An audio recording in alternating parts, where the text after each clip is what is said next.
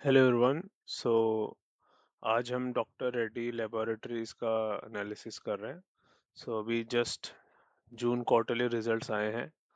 So doctor Reddy के कुछ थोड़े शॉकिंग रिजल्ट्स आए हैं और कुछ चीज़ें ऐसी है जो रिजल्ट में जो चीज़ें हाईलाइट हुई हैं वो सेंटिमेंटल तो काफ़ी बुरी हैं, लेकिन कुछ चीज़ें जो मेरे ऑब्जर्वेशन में है वो कम्प्लीटली अपोजिट है, कम्प्लीटली डिफरेंट है। इस वीडियो में मैं आपको बताऊंगा वो क्या चीज़ें हैं। पहले मैं आपको जस्ट नॉर्मल चीज़ें बता देता हूँ जो है, जो मैं यूजुअली फॉलो करता हूँ। तो let's quickly jump to our slides. So जो चीज़ें इस बार बताई गई है कि रिवेन्यू डिक्लाइन हुआ है ईयर ऑन ईयर का, ठीक है। और नेट प्रॉफिट भी है, वो भी डिक्लाइन किया है। एंड प्रॉफिट मार्जिन्स हैं वो भी काफ़ी टाइट है, वो प्रेशर में है, काफ़ी इश्यूज प्रॉब्लम चल रहा है उसमें। And as I told you कि ओवरऑल चीज़ें थोड़ी ख़राब ही हैं। एंड यहाँ पे अगर आप इन पॉइंटर्स पे जाएं, मैं इसमें डीप तो नहीं जाऊँगा इतना, लेकिन if you just go through it, ये क्लियरली इंडिकेट करता है कि चीज़ें थोड़ी ख़राब है। जैसे कि यहाँ पे recovery of earning depends on resumption of supplies. And management expect करता है कि अगर कोई अप्रूवल मिल जाए, रेगुलेटरी अप्रूवल एंड ऑफ 26, तो उसमें कुछ उनके लिए बड़ा हो सकता है।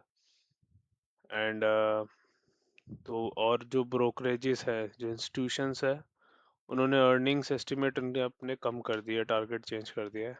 उनको लगता है कि इनकमिंग मंथ्स और इनकमिंग क्वार्टर्स में भी ये परफॉर्म ना करे।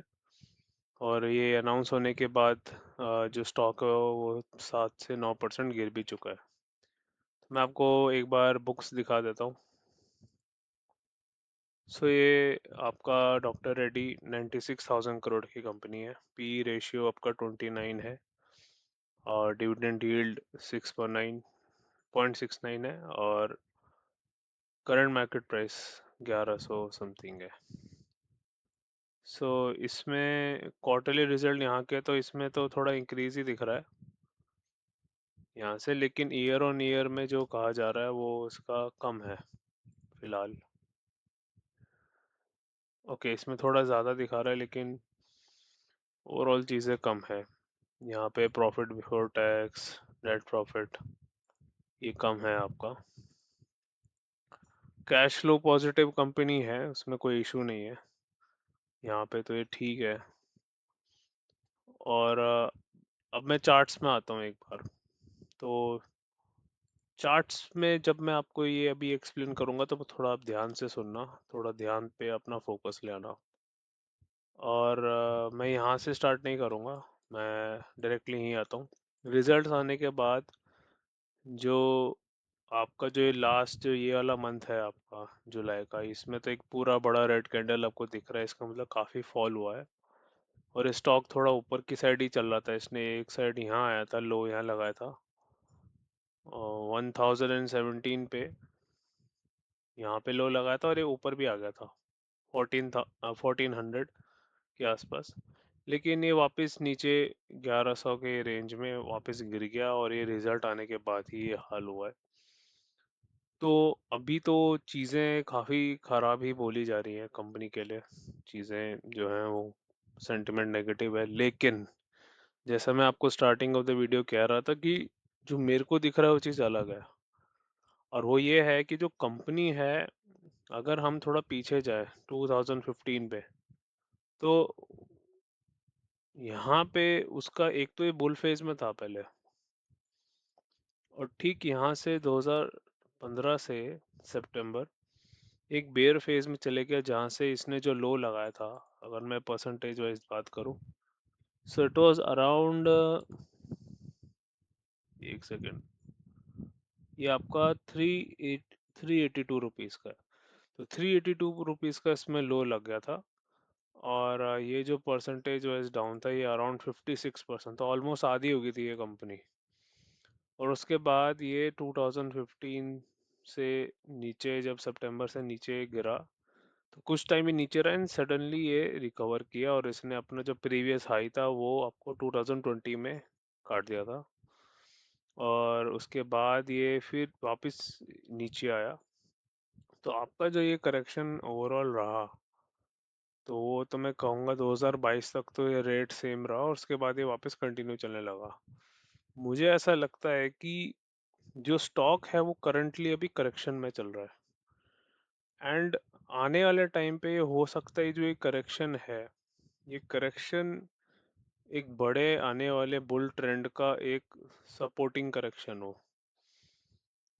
मतलब कि अगर आप इसमें, वैसे सुने तो बहुत ही बुरा बुरा चीज़ें बोले जा रहे हैं कि अप्रूवल चाहिए वो ये, लेकिन इसी वजह से अगर मैं थोड़ा और टाइम फ्रेम चेंज करूं तो यहाँ पे भी ये स्टॉक ऐसा रहा है।